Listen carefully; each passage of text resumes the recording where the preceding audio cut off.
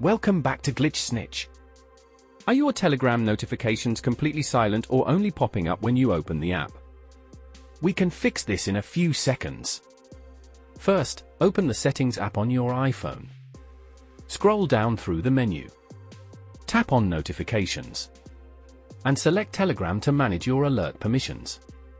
Make sure Allow Notifications is toggled on. And verify that Lock Screen, Notification Center, and Banners all have check marks under them. Next, head back to your main settings screen, scroll down and tap on General. Then tap on Background App Refresh. Ensure the top toggle is set to Wi-Fi and cellular data. Then scroll down to Telegram and make sure its individual switch is turned on. This lets Telegram fetch incoming messages while the app is closed. Third, check Telegram's internal settings. Open the Telegram app, tap Settings in the bottom right corner, select Notifications and Sounds, and make sure toggles for private chats, group chats, and channels are all turned on.